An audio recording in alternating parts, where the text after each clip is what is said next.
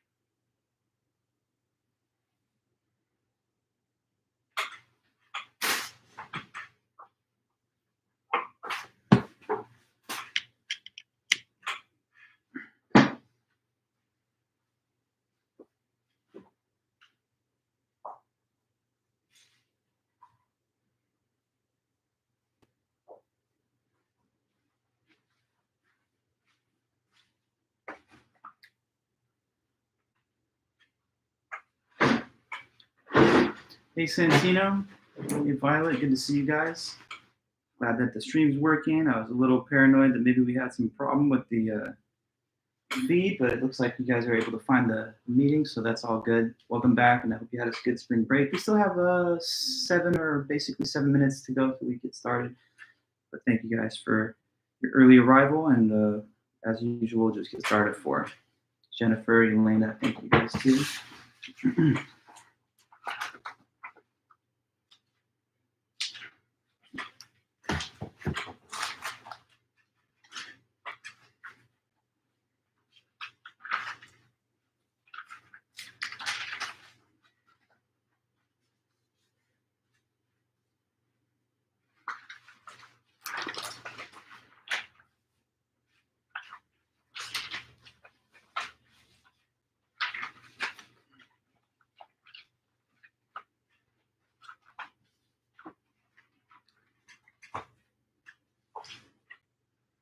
Let me just get my water bottle. I'll be right back. Good to be with you guys.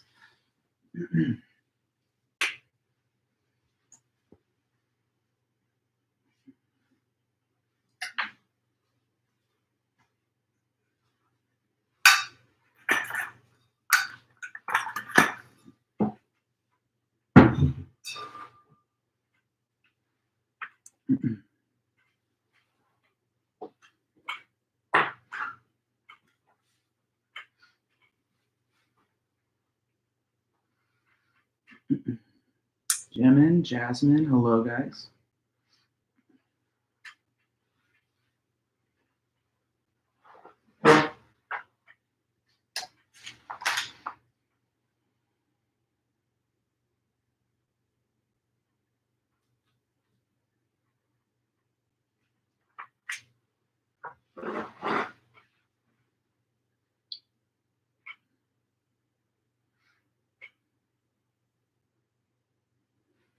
So another 5 minutes pretty much.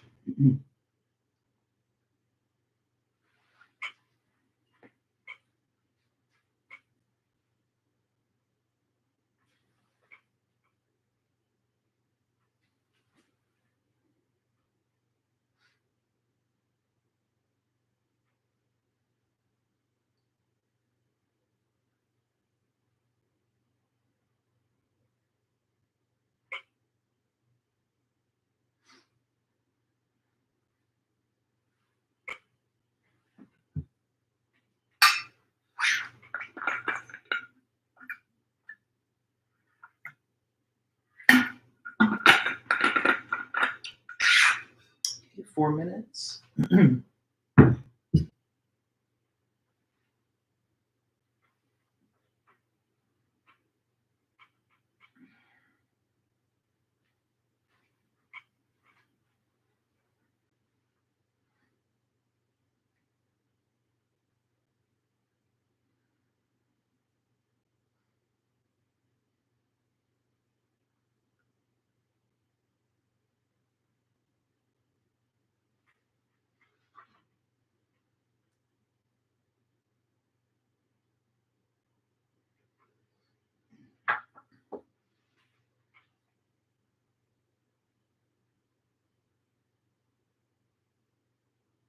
Rosemary, welcome back. Good to be with you again.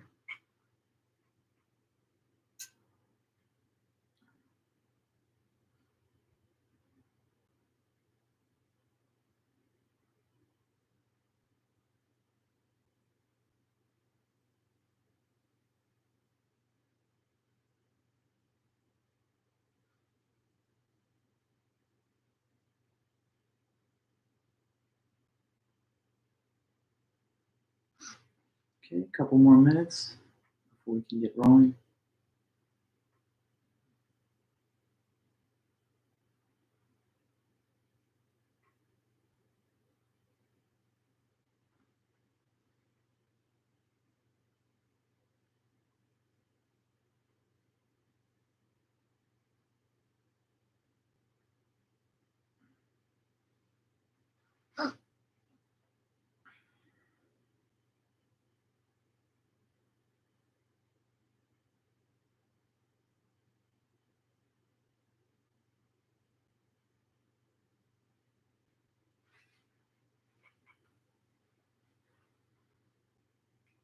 Okay, 2 more minutes.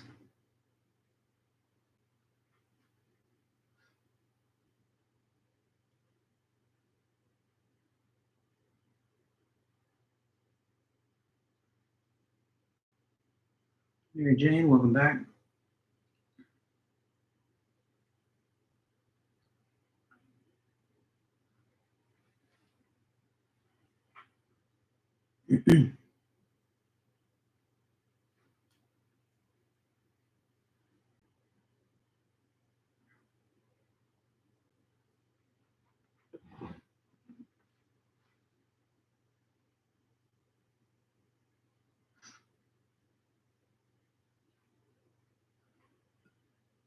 Sandra, hello. Cayenne, welcome back.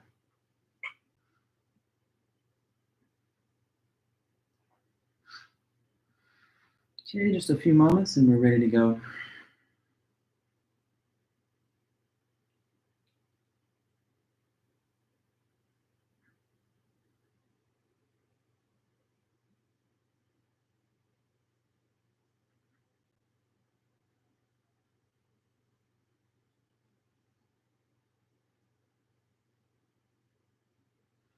Nick, welcome back. Good to see you too.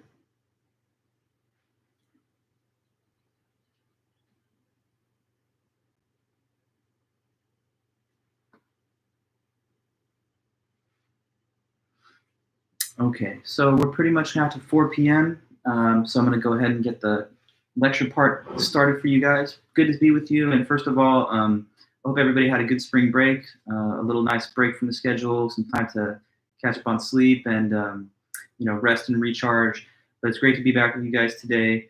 I'm noticing that there's not a lot of our members. I mean, we have a minority of the class that's so far present here, which isn't good. So, as I've been saying, I'm going to take pictures of the people that are attending on the chat here, and I'm going to find a way to punish people that aren't reliably attending. If you're not coming to class, say you're watching this video recorded later or whenever, or if you guys have a Discord or something, you're talking to the other students, you need to be telling them that I'm going to punish them for not coming to class. I'm going to, find ways to attach penalties to their final grade if they're not showing up with no excused absence. So anyway, taking a photo. It's not an asynchronous class. The modality is that this is a synchronous class, which is like you're supposed to attend it just the same way you're attending any class. Yeah. So anyway, I got a nice little photo of that. Michelle and others, welcome back. Hopefully we see some more of them trickle in. I know it has been a little bit of time since the last, live lecture, so we'll be given a little grace period. But again, I'm telling you, you can't be absent to this class. You have to be sitting in front of your computer from 4 to 5:15 p.m. watching me and interacting with me live. Anyway, great to see you guys. Tyler, Michelle, Jim, and all the others. Welcome back. One more quick photo because Tyler just showed up. So don't be surprised to those that are being absent if there's some kind of penalties given later for the fact that you're not being in class. All right, anyway, so let's keep moving on. We got more to say. Sorry that I had to have that one posted lecture. I'm sure you guys noticed that prior to the break. We did have just one just video lecture included because I had a little snafu that I had to deal with during the time that we would have normally met. But I hope that you were able to find it, follow the notes, and just enjoy the topic of Andrew Vall's essay on whether terrorism could ever be morally justified. It's an interesting article for sure. Today we begin a new topic. This new topic is the one that's going to be the subject matter of the second essay prompt that I'll be distributing, I think, later on next week. And you'll get at least 2 or 3 weeks to work on that one. Zach, welcome back. I'll take another photo at the end, so I'll make sure to get everybody accounted for, not to worry. But we're doing a new topic. So we've covered some interesting topics so far. Let me just kind of make a passing reference to those. We started the class by learning about ethical theory, the theories of Kant and Mill, utilitarianism, and the deontological theory of Kant. We moved on then, of course, to talking about the ethics of abortion, the pro-life, the pro-choice positions, and what philosophical arguments there are for either of those. Then we moved on from that to talking about genetic engineering. Well, actually, no, we had a different one. It was drugs, drug policy, prohibition, legalization, and paternalism, autonomy, stuff like that. That was the next one. And then it was genetic engineering, human cloning, biotechnology that can manipulate the human genome and what the moral principles are behind that, or whether it's good or wrong. And then, hi, Karen, and hi, Zach. And then more recently, it was, of course, war, terrorism, and torture that we had some interesting meetings on and some good discussions about those things. So now we move on to another major area of contemporary moral debate, and this is animals and the environment. But for the most part, our new focal topic is animals. So let me kind of set the stage and give you some context for the new topic. Giannis, welcome there. Good to see you too. So we know that in the distant past of humanity, it might have seemed to humans like the Earth was just unlimited in its natural resources, that it was just a boundless source of resources that we can never exhaust. Not to worry, good to see you, Anthony, and don't worry, anyone that's here, you're going to be accounted for with your attendance, so I appreciate it. In the distant past, I'm saying that it might have seemed to human beings living, way in pre-industrial times, like we could never make any significant negative impact on the global ecosystem or on the status of our sustainability on the planet. You would have looked at the planet back then, and no matter what humans were doing, it would have probably seemed like there's no way we can endanger this planet, that we can somehow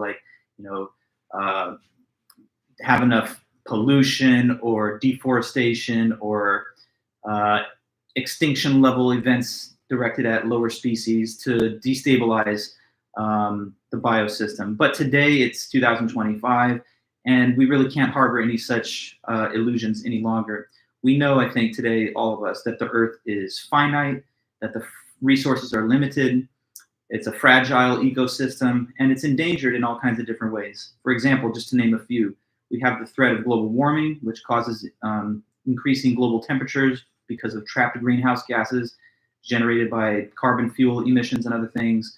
That causes a planetary global greenhouse effect, which causes temperatures to rise over time, and that's causing like weather patterns to change, more extreme weather events. And good to see you too, Jasmine and Daniel and Anthony and all the rest. The triggering effects of global warming also lead to increased sea levels because of the melting of Arctic ice caps. So climate change, deforestation, global warming, overpopulation, mass extinction of various different species, overfishing of the world's oceans and waterways.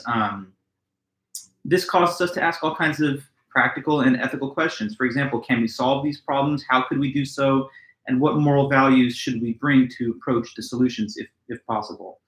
What are our moral obligations to both the environment, but also non-human animals? Here's a big question that we're going to have to really pursue and that we will be talking about. Moral question of interest. So the question is, do we have moral duties to animals?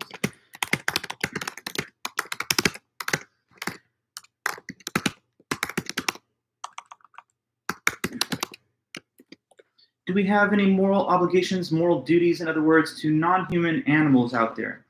Or could it be that we don't have any duties to them and we are permitted morally to use them any way we want in order to advance the interests of humanity? Do we owe them respect, or are they just things that can be used as a means to whatever end that we decide on? Maybe animals have rights. Do animals have rights? Do they have some level of rights on par with our own? Or is it that only some animals have such rights, or maybe the higher, more intelligent ones, or the ones that we have greater traditional relationships with? Or do only some of them have these, or none of them whatsoever? What about non-sentient aspects of nature? Do the trees, forests, rainforests, wetlands, do these things have rights? And are we therefore obligated in any way at all to change our current practices or to modify them in order to do the right thing? These are questions that we're now putting on the table for moral investigation and philosophical, review. These debates all kind of center around a core concept that's important to us in this, which is moral status. Moral status. So what does that mean? Let's put it in the chat and I'll give you that terminology. Moral status. So what that is a status that if something has this status, it's entitled to consideration and respect. So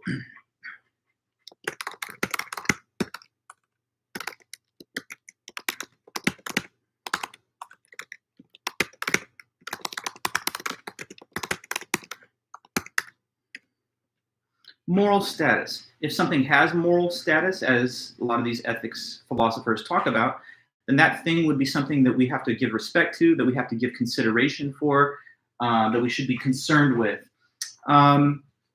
If you think about it, in a way, there's a kind of conceptual connection back to our earlier topic of abortion, because during the abortion debate, we were all considering the question, does the fetus have moral status? Is it something that we are duty bound to respect, to give consideration for, or is it something that's essentially got no moral status and it can be destroyed for the benefit of the person that doesn't want to have a pregnancy? If a being does have moral status, we can't just view it as the same way we would view a rag doll or a piece of paper that we can simply throw away or discard or destroy.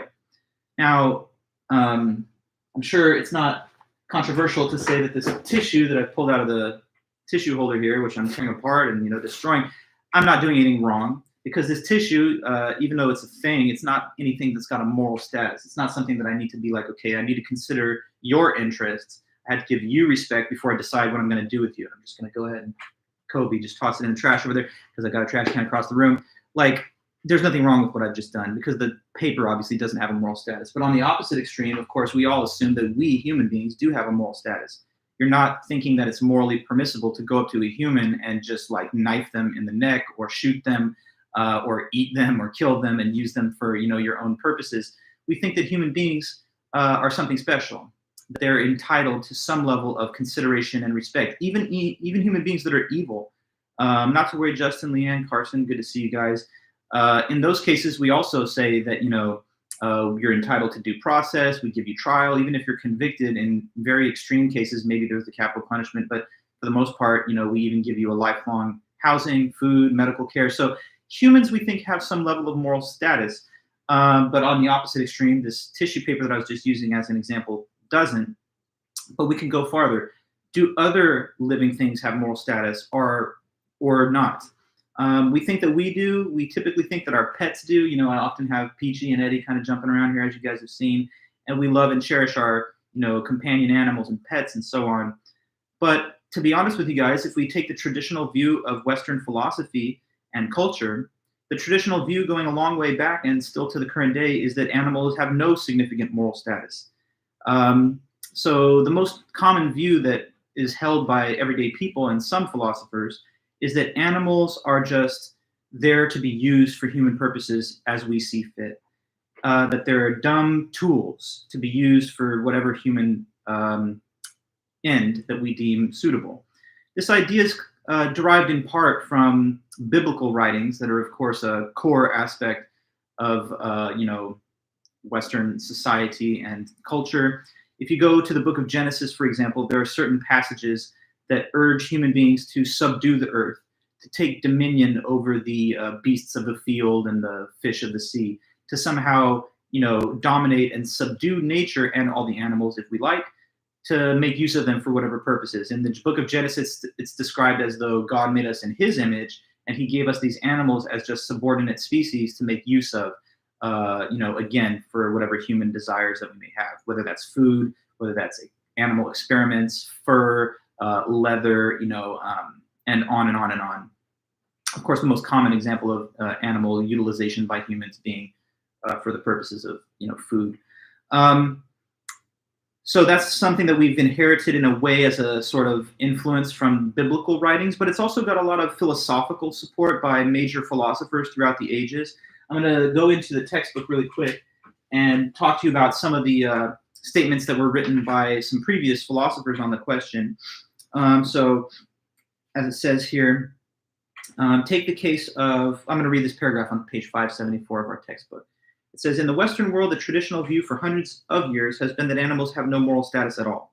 They are merely dumb, expendable instruments to be used for human purposes. This attitude prevailed in much of Judeo-Christian thought and was affirmed by some philosophers and even some scientists. The book of Genesis urges humans to subdue the earth and have dominion over all its creatures, using them for the good of man.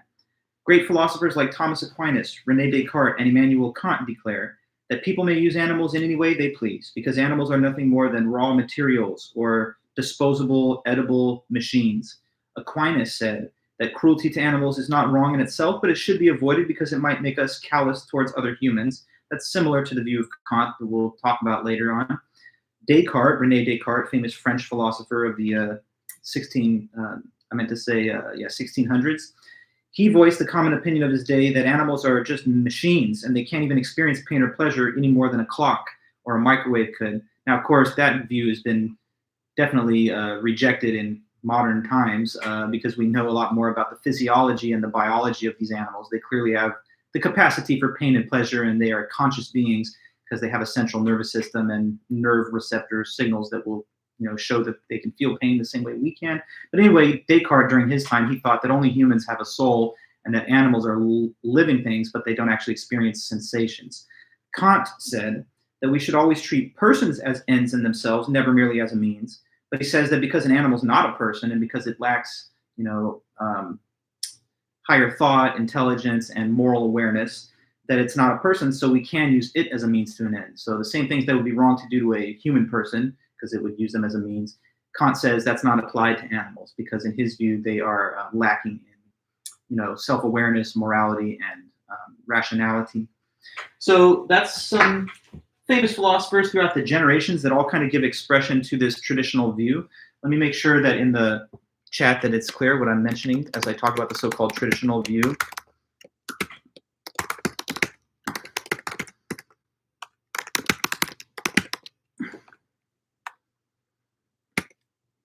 Yeah, traditional view, again, is just that animals don't have any moral status. The traditional view, of course, persists through to the current day, although, of course, today nobody really harbors the Cartesian idea that I mentioned earlier, that they can't feel any pain. But the reason that people will say that animals don't have moral status has to do with them lacking something that humans have got. And so what could it be? What could be the factor that distinguishes or divides us from animals, that gives us a reason to think that, it's not okay to kill a human, it's not okay to enslave a human, it's not okay to like use the human's body parts for things that we might want or need or desire, but instead it is okay to do those to animals. So what could be that difference between us and animals that makes this reasonable or logical? So traditionalists, people that advocate for that traditional view listed there, they say that animals lack some crucial property that doesn't give them moral status. You say, Juliet, maybe it's impulse control, perhaps, but it does depend. I mean, some humans lack impulse control too, and there are, I guess, at least some well-trained animals that might not necessarily fall into that description, but it's an interesting suggestion for sure. Let me give you some of the bullets that are shown in the textbook on page 574 that give like sort of some of the traditional bases for this. So, so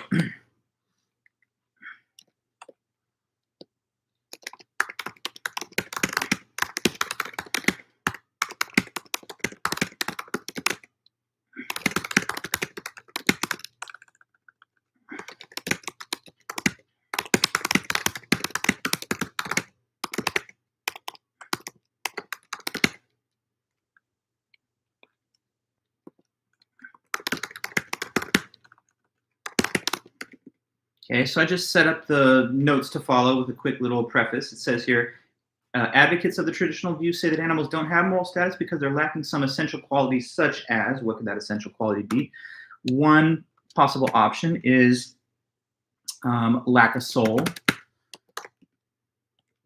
Another one could be that they lack the capacity to have human-like relationships.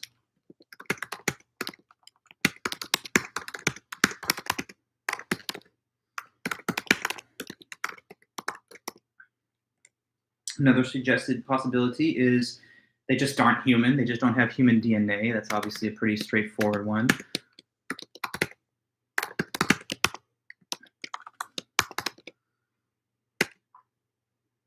Another one, fourth, would be lacking the ability to enter into contracts.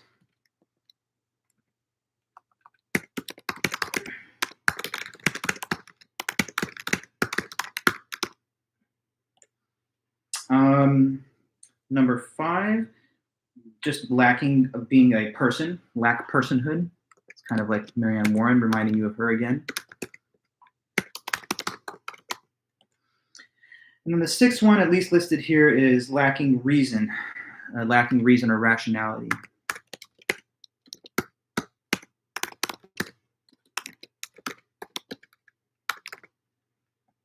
So, you got to think of some reason. You can't just say they don't have moral status just because I said so. You've got to think about like a basis for that, some justifying reason. So let's just discuss each of these. So going through them one top to bottom. The first one, some people say that the reason it's okay for us to treat animals as, things for our use and utilization, including killing, eating them, could be that they don't have a soul. Humans have a soul, but the animal just doesn't. And that's what makes us on some elevated status of moral status over and beyond them. Another possibility, the second one listed, is that they don't have the ability to enter into human-like relationships. Some people will say, think about the relationship you have with your friends, your family members, coworkers. There might be some kind of enduring quality about it, some kind of intimate depth to the nature of the interactions between you and those other people. And you might say this is something that the animals just don't have, and that is the essential factor that gives us this greater standing and greater moral standing on the planet as opposed to them. Others will say that it's simply, in blunt terms, that they're just not human beings genetically, that they don't have the human genome, that they lack the genetic sequence in our DNA that makes us this species. Others will point out to the fourth reason listed, that they cannot enter into contracts. Some people think that to have moral standing, you have to be a sophisticated enough type of being to be able to comprehend contract terms and then agree to them by accepting the terms of the contract and then being bound by whatever they are. Obviously, animals don't have language, so there's no way you could show them a document or information and say, do you agree to this? And if so, just give us your agreement, and then we'll proceed on the basis of you agreeing. So some people think that only humans have that sort of specific rational and linguistic ability to comprehend contracts and then to knowingly agree to them, and that is what places them on a different tier than us and lack moral status. Some people will say that it has to do with personhood. You may remember Marianne Warren's discussion of this earlier, which was that it's only people who have moral standing, and that's why abortion is considered to be morally permissible by her and certain other authors. So what was the criteria for personhood? Consciousness, reasoning, language, self-awareness, self-motivated activity. And you could say that animals have some of those things. Clearly, they're conscious. But you might say that that's not enough. Obviously, there's some more of those qualities that also have to be added to that, or in a greater degree, for them to pass the bar of being a person. So they're living things, but they're not people that are living. And that means that they don't have the right to life and other rights that members of the moral community have. That's another view. Some people say it has to do with the specific lack of reason and rationality. Now, that's somewhat incorporated in the issue of number 5, but some people just focus on that as the entire factor. Like, if you just don't have reason, abstract thought, higher thought, the ability to comprehend logical concepts and stuff like that, then you're just not a member of the moral community, that you don't have moral status.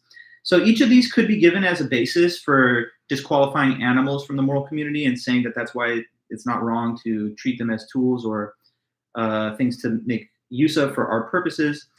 But let's try and understand that there's definitely going to be some that will push back against any of these points.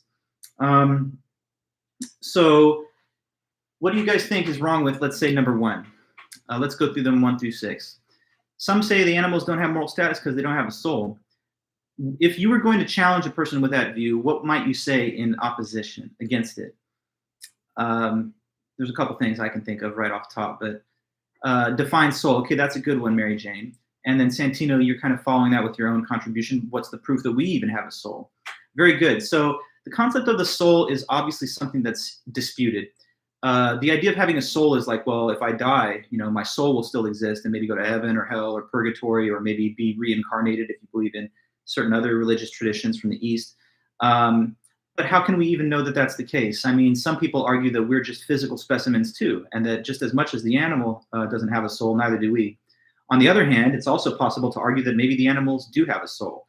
How could you know that they don't, after all? There's a saying that says all dogs go to heaven. I know it's kind of just a silly statement, but some people might take it seriously.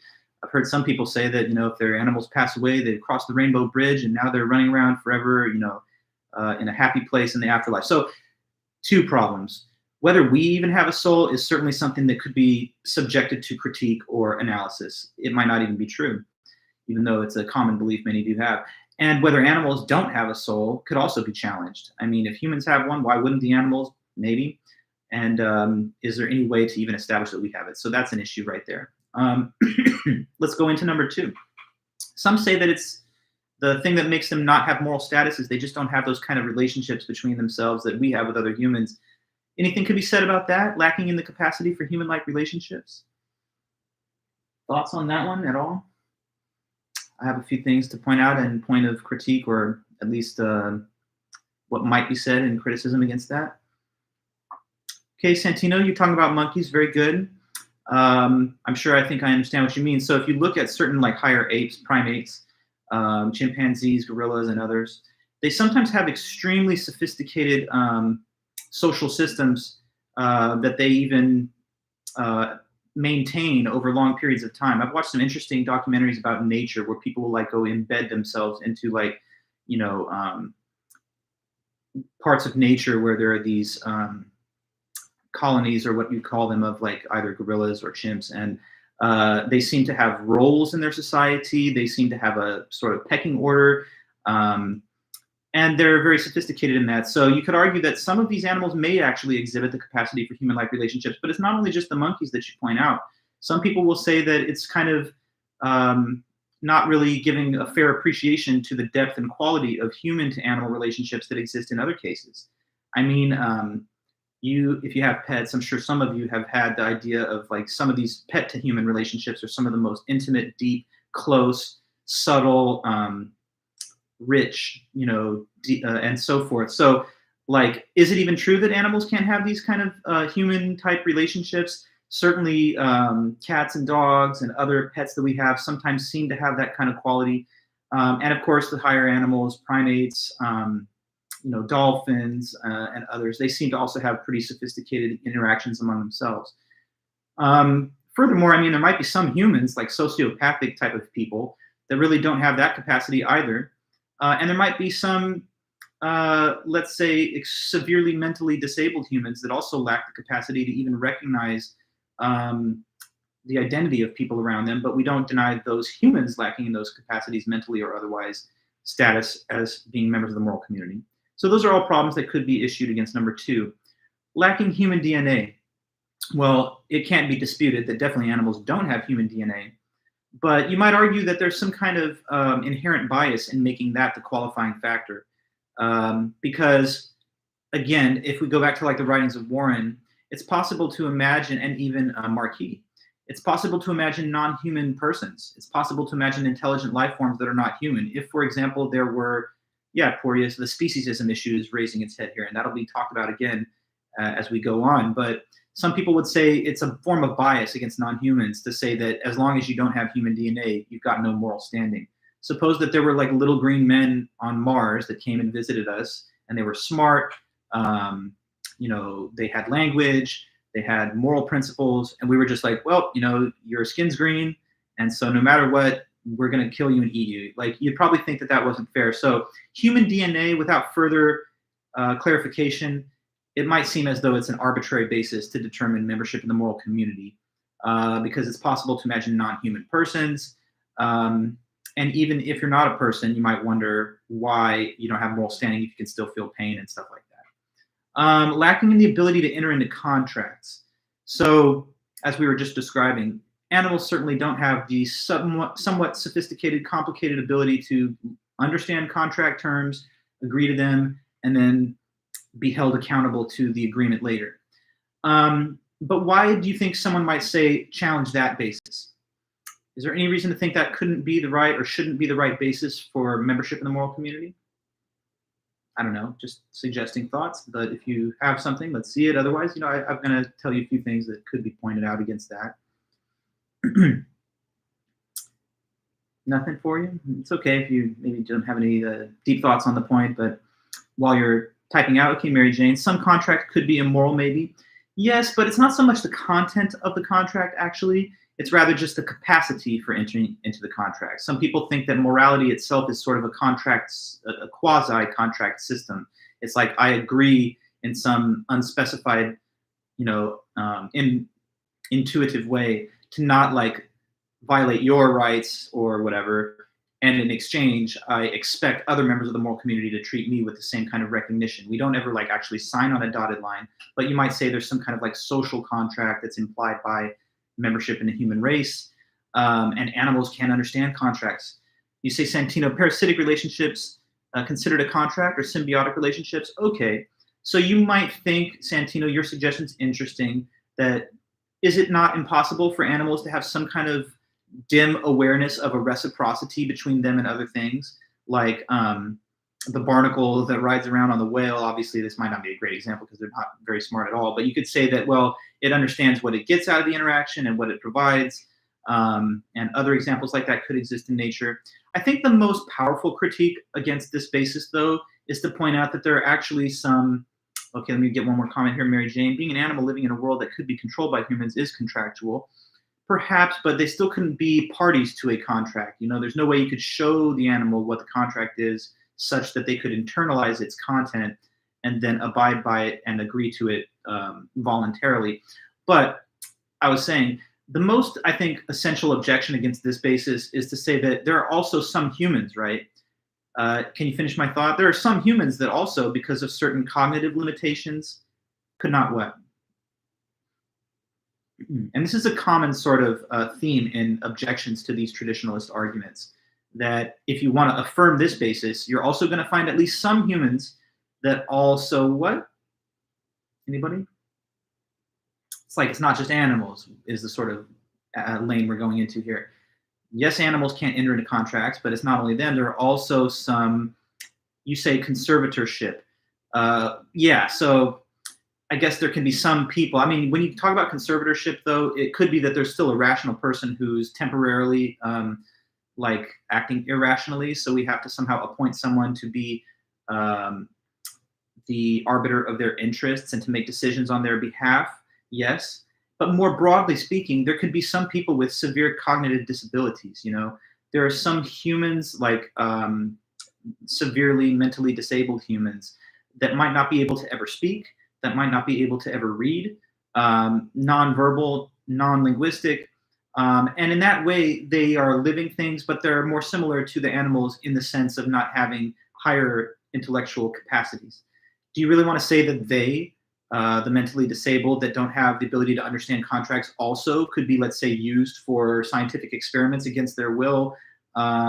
Because they're like animals, they can't enter into contracts. Most of us say that human beings generally have the same membership in the moral community and rights that others have, even if and when they don't have that capacity. So if you say that you can't enter into contracts, you don't have moral standing, then that might cut too broadly. It might also exclude certain humans from the moral community that would run against our intuitions about their status. Lacking personhood. Well, definitely, at least with some animals, you could say that it's clear that they don't have the cluster of capacities that makes you a person. In the sort of classic examples given by Warren, there could be a fair argument that animals don't have reason and language, of course. I don't know, self-awareness maybe, but it just depends on the case.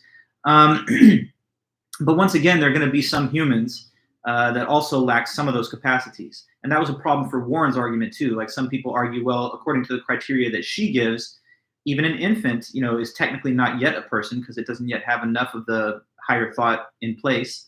And there could be some even adult human specimens that never develop those capacities because of either acquired or congenital mental disabilities. So the personhood issue is a little bit vexing for those reasons because some people think that it could also disqualify certain human beings from the moral community. Lacking in reason and rationality, there again we have the same problem that could be raised in connection with number 4 and 5. So that is a sort of breakdown of what are some of the typical arguments given as to why it's reasonable and justified to exclude animals from the moral community, and also some of the responses to those. Now, Peter Singer is the first author that we're going to talk about on this topic. I'll write his name here one time. Peter Singer. Peter Singer is an important philosopher that's currently alive. He was born in 1946, and he's still alive today. He's an Australian philosopher who's born in Australia, but he's taught at Princeton and a lot of other elite institutions as a philosophy professor. And he is a believer that animals do have moral status, and that the current treatment of animals with our, animal agriculture status quo, using them for meat, for experiments, for clothing, he finds all that to be morally unjustified. So we're going to start with his argument, but of course, as we've done throughout the class, we're going to be looking at both sides of every issue. So we'll see the pro-animal authors, but we'll also see, I don't know if I should call them anti-animal, but at least authors that do not believe that animals have moral status, that kind of defend the more traditional view. And we're going to sort of put those two different positions into context so that we can understand the best arguments for either side. Peter Singer does think that the traditional view is wrong. The traditional view, again, being that animals lack moral status. He says any creature that can suffer has moral status. So that's Singer's basis for what it takes to be a thing with moral status. It's not having higher thought. It's not having a soul. It's not human DNA, contract awareness, personhood. It's none of those things. For Peter Singer, I'll put it here in the chat.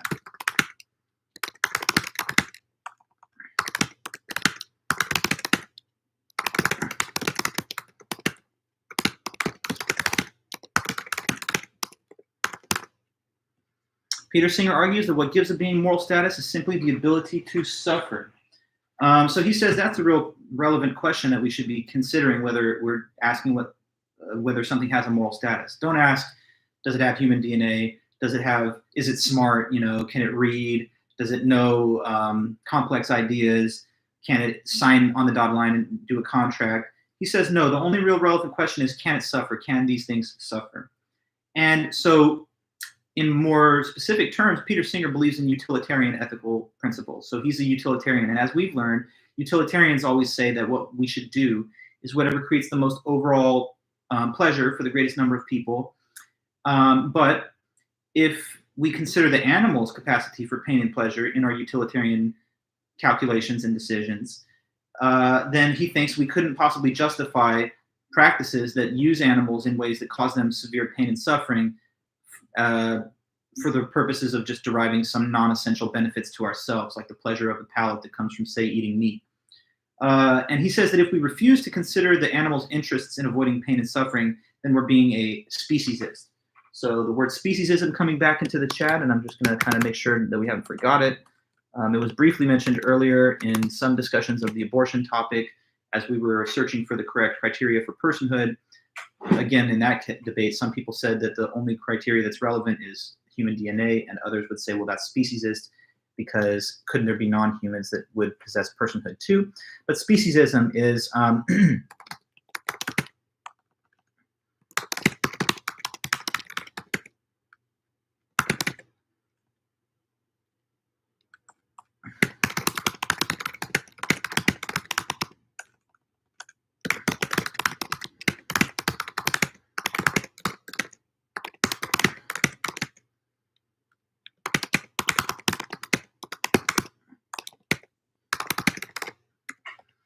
so here we're defining it in this way. It's unequal consideration of the similar interests of another being, and why? Only because it is of a different species than you. So it's discrimination against others, but not because they're of a different race. That would be racism. It's discrimination against others, but not just because they're of a different sex. That would be sexism. Instead, it's discrimination against another being because this being doesn't have the same species as you, instead of not having the same race or, say, gender as you. It's discrimination against others that don't have the same species category as you have.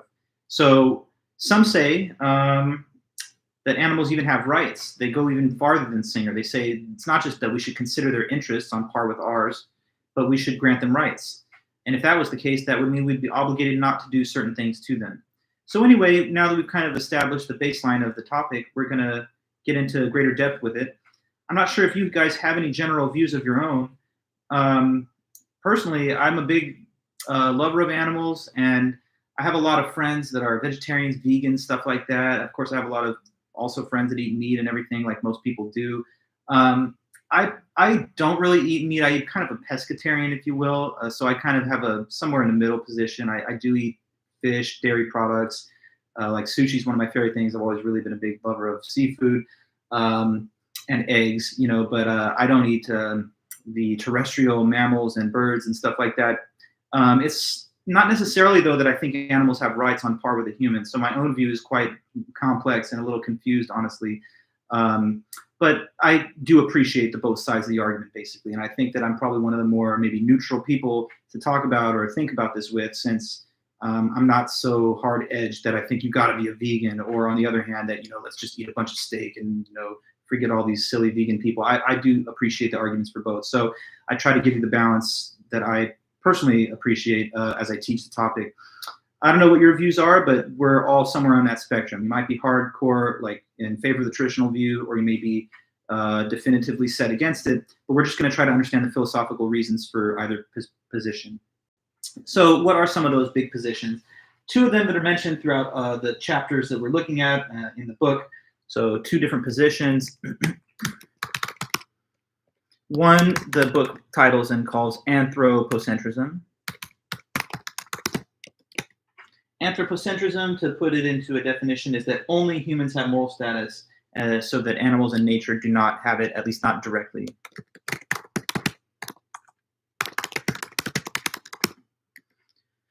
So centrism means placing something at the center, and anthro refers linguistically to man or mankind, humanity.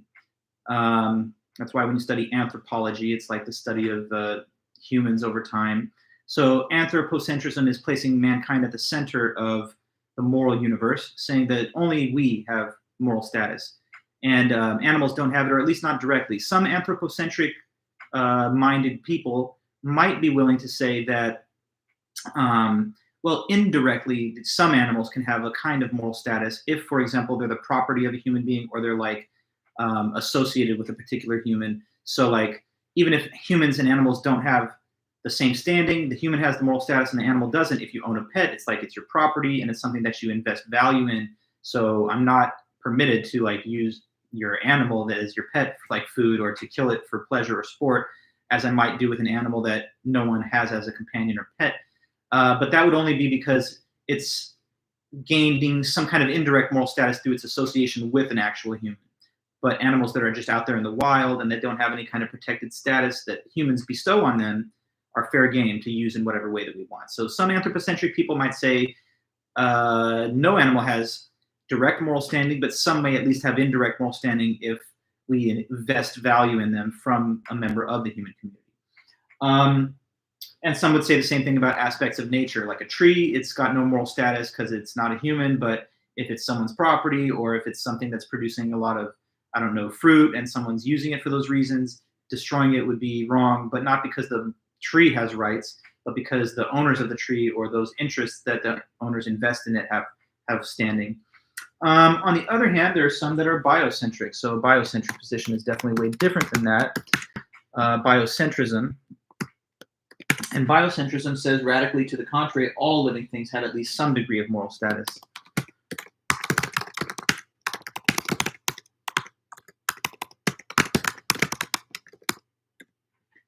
So this says that it's life that's at the center of the moral community. And it doesn't mean you have to be a human life form. You just have to be something that's alive. So as long as you're living, you've got moral standing.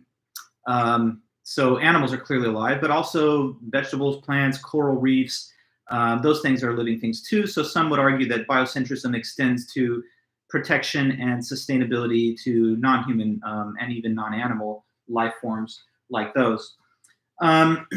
So this brings us now again to the Peter Singer article and to his specific arguments. The article by Peter Singer that we're looking at is called All Animals Are Equal.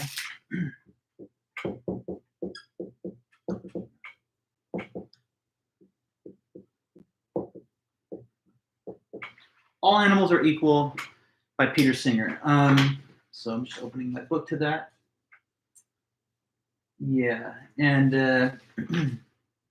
this came from one of his books published in 1993. So 1993 is the date of publication for this one. That's, again, it's like about 32 years ago. By the way, about Peter Singer, one more thing I wanted to say. When he was kind of a younger philosopher back in the 70s, one of his first big publications was this book called Animal Liberation. And that's actually kind of a classic book in contemporary ethics. He gives a very detailed argument for moral vegetarianism in that book. And it's considered a classic in part because the social discussion surrounding a moral requirement to give greater respect to animals or maybe to convert to vegetarianism, it really didn't have much traction back in the 70s, but it's a much bigger topic today. There's a whole kind of wellness movement, and there's also a lot of people who kind of just affirm the belief in a biocentric perspective.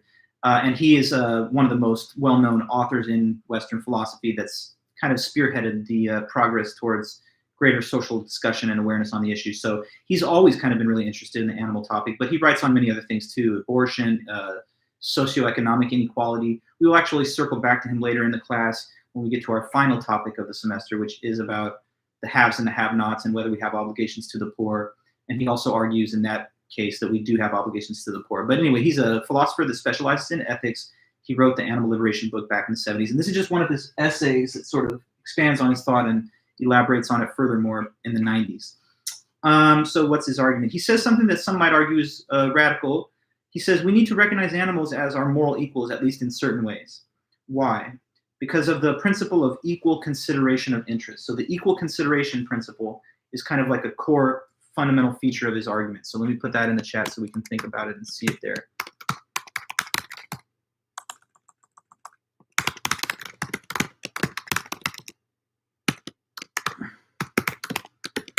Equal consideration of interest principle. So what that says is that we should give equal weight to the like interests of all those that are affected by our actions.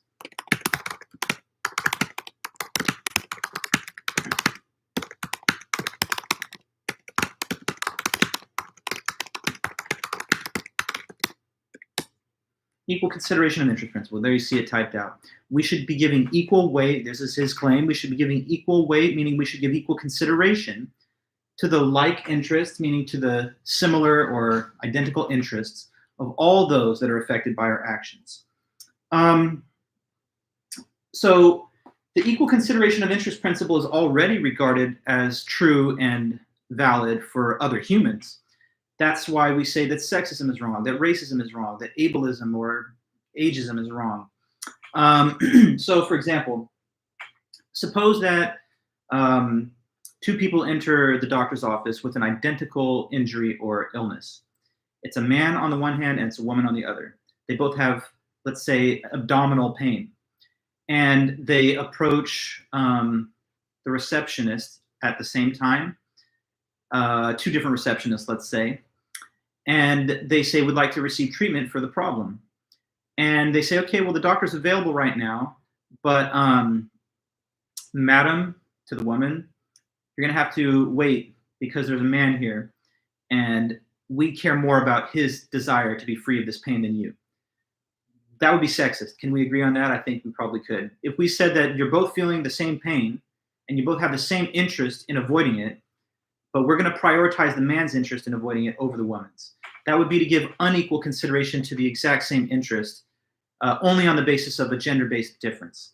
Okay, and we could go into further cases. Suppose that a white man and a black man walk in, and we say to the white person, well, come right in, but to the black person, no, you have to stay back and wait longer because his pain matters more, and we can only see one at a time. So instead of having a random process or some kind of other fair measure to determine who receives the initial treatment, we just say, well, the white pain is what we care more about than the black person's pain. That would be racist. That would be giving unequal consideration of the exact same interest on the basis of a difference of race. So when two people have the same interests, we're supposed to, anyway, morally regard them as having the same standing. And he talks about that on page 577. I'll find it here. He says, the fundamental principle of equality, on which the equality of all human beings rests, is the principle of equal consideration of interests. Only a basic moral principle of this kind can allow us to defend a form of equality that embraces all human beings with all the differences that exist between them. So he will then argue that while this principle does provide an adequate basis for human equality, it provides a basis that cannot be limited to humans. So this same principle that he says requires us morally to give equal regard to the same exact interests should be applied to animals too. If it was two humans, we couldn't say, again, because of a category of human that you are versus me, your pain is not as important as mine is. We can't say that because you're a different race, you're a different gender, you're a different age, that your pain is not to be placed on the same par of concern as a person that doesn't have the same identity. And what he's ultimately going to argue is that that same principle that stands up notions of human equality across gender differences, racial differences, age-based differences, cultural differences, that same notion of human equality should be applied to animals when the interests are the same. Now, to be clear, equal consideration of interests is not exactly the same thing as having equal rights. So let me make that point.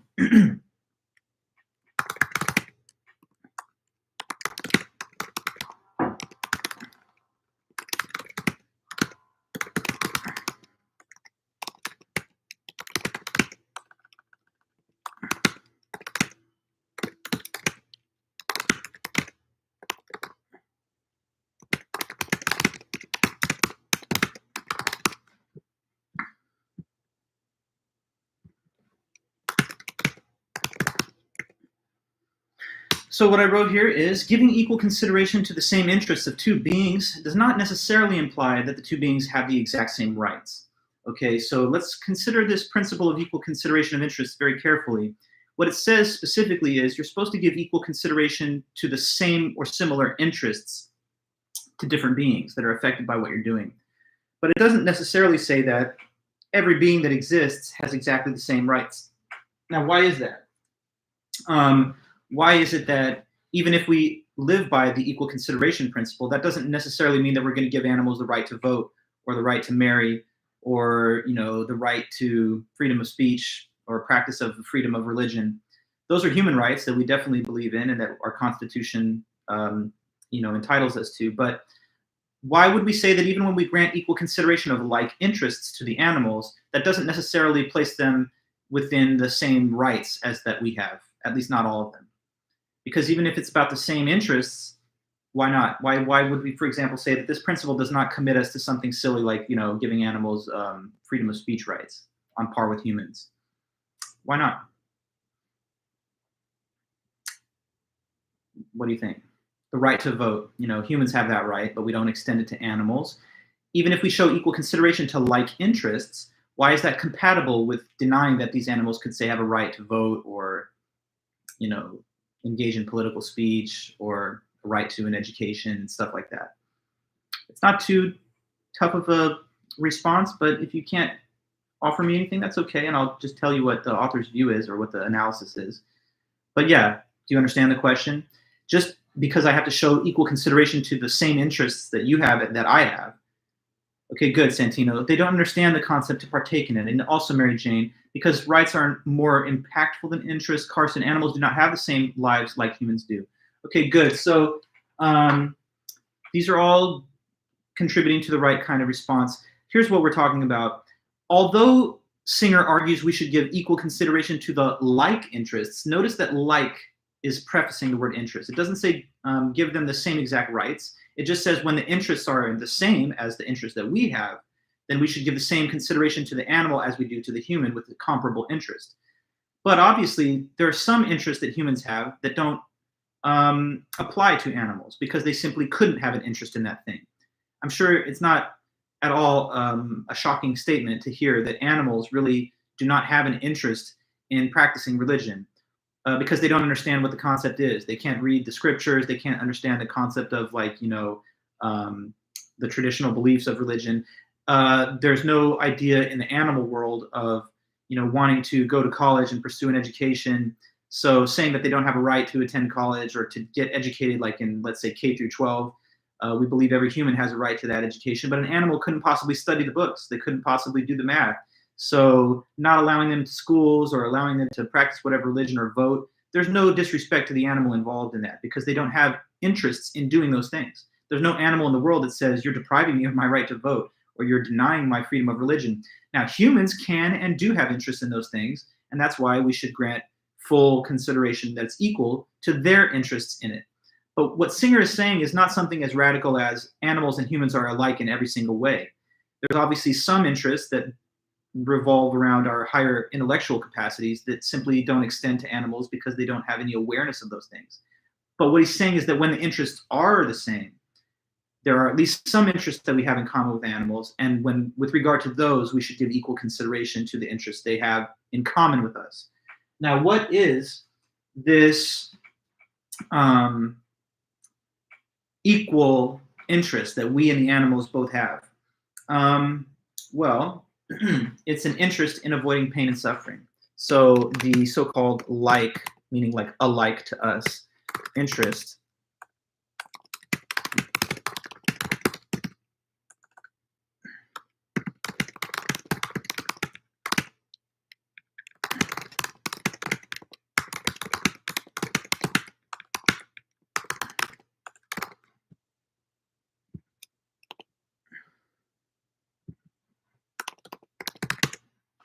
So put in the typed chat here. The relevant, in this discussion anyway, the relevant like interest that we have in common with the animals is the interest in avoiding pain and suffering. We have an interest in avoiding pain and suffering, but it's not just us that has that interest, us humans. It's also animals that have an interest in avoiding pain and suffering. So I'm sure each one of us has an interest in not suffering pain. If there's something that would cause you pain, you have every interest in avoiding it or getting away from it or causing it to stop. And if you do something that causes a human pain, you recognize that you're violating a moral obligation that you have to your fellow man. You could do it if you had a justifying reason, like, I don't know, they're attacking you and you're acting in self-defense, but just wanton infliction of pain on other humans, we know it's not okay because we recognize that the interest we have in avoiding pain is exactly the same interest that they have. And so we don't just, I mean, there are some sick deviant and disturbed people that will, of course, kill people randomly, and we've seen that happen. But for the most part, we walk around with a sense of security in public because we know that most all humans recognize their duty, their obligations morally, to not impose pain on others, because basically you know that you don't want pain. You know how bad pain feels. You know how you always try to avoid it instinctively, naturally. And so, knowing that all humans have that same interest in avoiding it, we simply don't impose it on them without extremely good basis or justification or special exceptional circumstances. But animals, on the other hand, we do violate this equal consideration principle in terms of their desire to avoid pain and suffering. If you think about the conditions that animals are exposed to on factory farms, so they live their whole lives in confined spaces, oftentimes not being allowed to move very much. Cattle, the mother is separated from the calf, and at great mental anguish and suffering that is seen in video footage that we can sometimes watch if we like. And then, of course, the ultimate event of slaughter, the castration of, say, pigs in farms with no anesthetic, etc. There's so many practices that are involved in the debeaking of chickens in factory farm cages so that they can't peck each other. They're put in such small crates that in many cases they spend their whole life in those crates and they can't even turn their body around. Their limbs atrophy and they become kind of almost unable to move. They sometimes become manic and they would peck at each other if they weren't debeaked, but the debeaking process also is quite painful to them. It's cutting off a body part with no anesthetic. So anyway, I'm sure it's not necessarily news or information to you to understand that the conditions animals that we use for meat, eggs, dairy, in the factory farm system, where efficiency to produce the maximum volume of consumable resources for humans takes priority over the, considerate treatment of the animals in the system, that cause them a lot of pain. Now, we don't care then about the pain of the animal as much as the pain of a human. The same things done to humans we would regard as a moral atrocity. But for animals, for whatever reason, we just give it a pass. And what he's arguing is that's not really morally justified if we really take the principle of equal consideration of interests seriously, because the interest that a human has to not be suffering in those ways is no different than the interest an animal has. So maybe the animal's not interested in going to college, getting married, voting, expressing their political opinions, practicing whatever religion. Those are unique to humans, but they do at least have this commonality. They don't want to suffer. They don't want to feel pain. And what he's saying is, if you regarded their interest in avoiding pain as to be given equal concern with a human interest, then we couldn't any longer justify methods of animal treatment that expose them to severe pain and suffering for trivial and non-essential benefits to man. If we don't care about their interests to avoid pain, he thinks that would be prejudicial against their interests, and it would be a form of speciesism, which would be, in his view, on par with racism and other forms of bigotry and discrimination. So again, he says the basic principle of equality on which all notions of human equality rest is equal consideration of interests.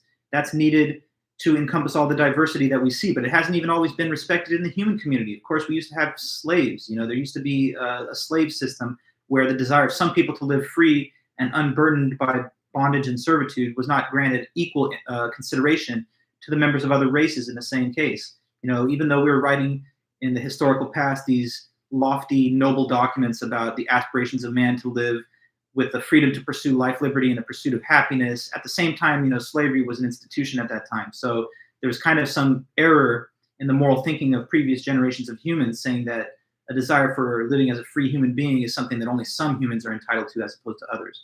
But after a while, we came to the right conclusion that that's a violation of morality.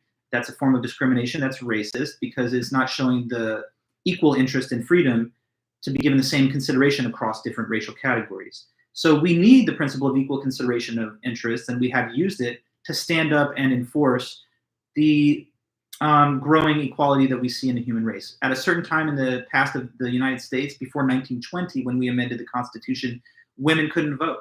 And you could say that prior to that time period, there could have been rational, sensible, well-educated women that were like, you know what, I have an interest in participating in democracy the same as my male counterpart does, but only the man's interest in participation in democracy was given respect and consideration. So equal consideration of interests also implied that when two humans have the same rational interest in voting, they should be given the same respect with regard to the interest.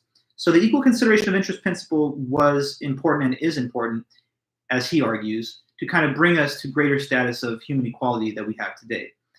But he says, again, the principle can't be limited just to humans. We regard discrimination against other people on a racial, gender, or other basis as totally wrong. And some would say that doesn't apply to animals. But Singer thinks, again, that's prejudicial against the interests of the animals, and it's just as bad as racism. He thinks that we kind of have to challenge ourselves to grapple with our own biases. If you had been a slave owner or a person that was at least willing to tolerate the institution back in the day when it existed, you would have had to really think outside the box to be like, you know what, even though this is a practice that our whole society approves of, and maybe they thought that there was some kind of like biblical support for it or something else, they would have to be able to think deeply, like, you know what, though, that's another human. They're born of human parents like me. And even though that's the common social norm, we should change the status quo. We should radically transform society so that we don't any longer feel entitled to enslave other people. He thinks in a similar way, people living today should try and challenge their own biases against giving equal consideration to the interest of animals to avoid pain. Because again, he argues our concern for others should not depend just on what they're like or what abilities they have. That's why racial differences and others don't permit mistreatment of others. So it's the same with level of intelligence and also with difference of species. He quotes an important utilitarian author, Jeremy Bentham, on page 579 of the book, so I'm just going to read the quote. Here's Bentham writing back in the 1700s. He said, he was talking about slavery at first, and he was criticizing the institution because it still existed in many parts of the world, including the United States, when he wrote this. So he said, the day may come when the rest of the animal creation may acquire the rights which never could be withheld from them except by the hand of tyranny. The French have already discovered that the blackness of skin is no reason why a human being should be abandoned to a tormentor. It may one day come to be recognized that the number of legs, the texture of skin, or the shape of body are reasons equally insufficient for abandoning a sensitive being to the same fate. What else is it that should trace the line? Is it the faculty of reason or the ability to use language? But he says, a full-grown horse or dog is beyond comparison a more rational or a more conversable animal than an infant of a day, week, or even a month old. But suppose they were not, what would it matter? The question is not can they reason or can they talk? The question is, can they suffer? So the reason that he calls attention to that quote is because of really the last little bit there. The moral factor to put into view when you're asking yourself what moral standing animals have should be that. It should be whether they're capable of suffering. It's not about whether they're smart like us, whether they use language like us, whether they can enter into contracts or any of those other intellectually lofty principles. It's just the baseline factor of could they suffer. That's the relevant factor, and it's not just any arbitrary selected attribute. Because if a thing couldn't suffer, then it couldn't even have interests. So it's a precondition for having interests in the first place. And it's what distinguishes all of the living things that have sentience from inanimate objects or non-sentient beings. So if something suffers, he argues, there's no justification for taking no consideration of their ability to suffer and their desire not to. The principle of equal consideration says that interests should be respected the same in an animal as in a person if the interest is the same. Racists violate the equal consideration principle by giving greater weight to the interests of their own race. Sexists violate the equal consideration principle by giving greater weight to the interests of their own sex.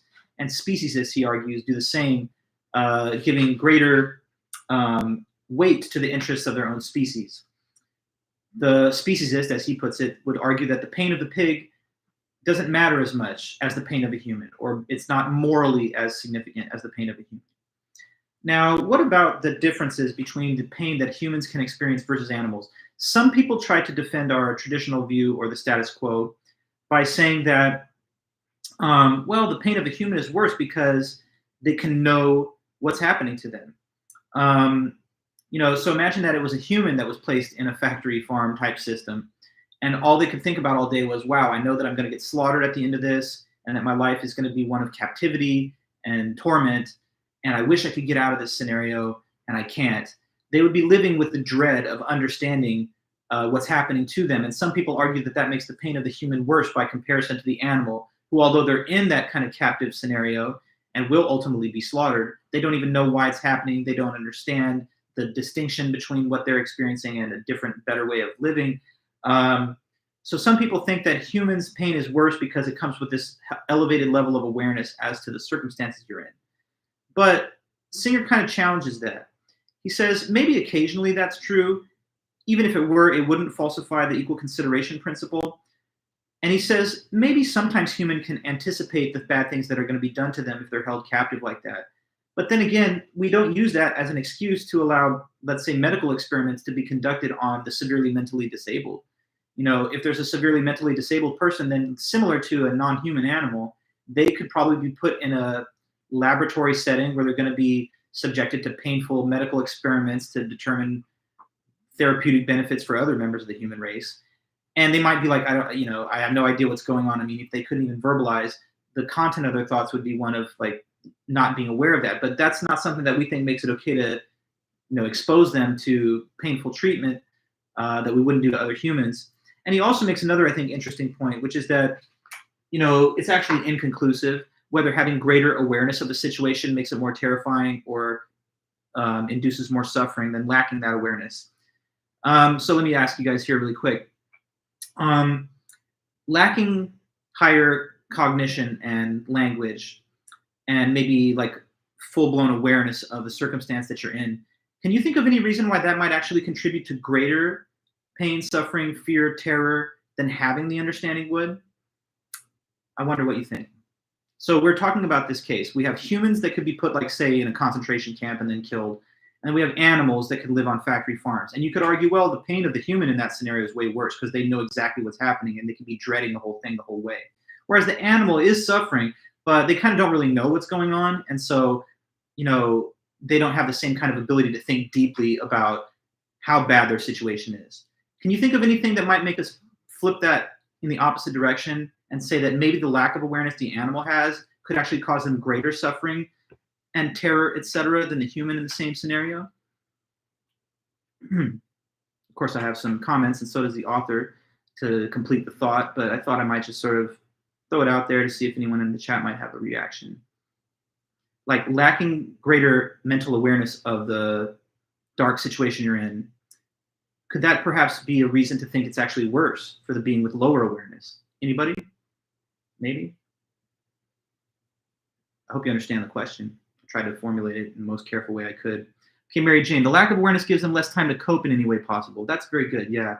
So, I mean, the animal that's in that scenario has no idea how long this is going to happen, what the reason is for it, and they also don't even understand the limitations of their lifespan. For all they know, this will go on forever. They don't know, for example, that their lifespan is limited to, say, a couple years or whatever it is for the members of their species. Now, a human could probably console themselves and cope, as you put it, Mary Jane. The human that's living that way could be like, okay, this is terrible, this is the worst thing ever, but at least I know it can't go on forever, and at least I know that ultimately, I'll probably be killed, and then I'll be able to sort of avoid further painful treatment and abuse.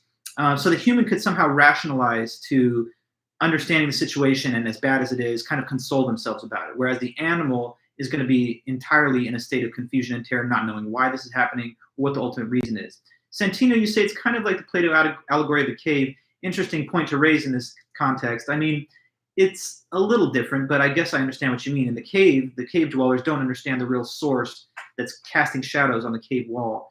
And so you could argue that the animals are kind of maybe like the people that are observing the shadowy images on the wall. They don't understand the real basis for why those things are happening. And that's an interesting connection to draw from classical philosophy to this contemporary discussion for sure. So I guess the kernel of truth in what you're saying is that lacking awareness can sometimes be a reason to find greater fear and terror in the circumstance. So he thinks that appeal to why human pain matters more, or why human suffering is more acute, he thinks that it's either false or at least disputable. Let me read then some of his words on this point as we're getting closer to the end of our time today. And then we're going to have round two, finishing off the notes on Singer on Thursday. So here's what he wrote about that. He said, like, take the cancer victim. He says, I fully accept that in the case described, the human cancer victim normally suffers more than a non-human cancer victim because they understand the nature of the disease. Then going a little bit farther, let's see here. There are many areas in which the superior mental powers of normal adult humans make a difference. Anticipation, more detailed memory, greater knowledge of what is happening, and so on. These differences explain why a human dying from cancer is likely to suffer more than a mouse, which doesn't understand why these things are happening or what they are. It is the mental anguish that makes the human's position so much harder to bear. Yet, these differences do not all point to greater suffering on the part of the normal human being. Sometimes animals may suffer more because of their more limited understanding. If, for instance, we are taking prisoners of war, we can explain to them that while they must submit to capture, search, and confinement, they will not otherwise be harmed and will be set free at the conclusion of hostilities. If we capture wild animals, however, we cannot explain to them that we're not threatening their lives. A wild animal cannot distinguish an attempt to overpower and confine it from an attempt to kill. The one causes as much terror as the other. And so he thinks comparison of pains and suffering from species to species can be equalized. We can find capacities for pain and suffering that are as great as or even greater than human capacity for the same in the animal world. So this little sidebar is just Singer trying his best to show that the pain and suffering animals can experience from human treatment is significant, and it can't be discounted. It can't be simply written off or set to the side because of factors like, well, aren't humans smarter so they understand the reason they're suffering, and doesn't that make their pain more important? He thinks pain is pain, and if it's an animal with pain or a human, we should give respect and consideration to both. And there's no good argument to say that the pain of the animal is somehow less severe or that it's less important or that it matters less. So what if we don't change our practices and we keep on using the animals that are the product of factory farm and animal agricultural methods for food? He thinks if we're doing that, then we're being a speciesist. And so as we continue through the leftover notes on Singer next time, we'll talk about different ways in which the author thinks that we become sometimes, or we act as speciesists in our everyday life or in our everyday practices. And like I was saying before, I want to make sure I didn't exclude anybody from the credit they can receive, or at least the lack of penalty they can receive for having been present. So I'm just getting everyone's contributions to the chat listed in there. Okay. We're good to go, guys. Okay, so thanks so much. I'll be releasing the next essay prompts later on next week, I think, because we still need some more lecture notes on the animal topic before you're ready to dive into that. But you'll definitely get the same kind of time frame a couple weeks before it'll be considered due, and that's all going according to schedule. So if everything's good with you guys, thanks so much. Go ahead and feel free to say goodbye or signing out. And I'll see you guys back on Thursday. I really do appreciate your attendance, and we ended up getting a pretty good, number of us here today, so it all worked out in the end. All right, guys, thanks again so much. Take easy, and I'll be seeing you on Thursday again at 4 p.m. Okay, bye-bye.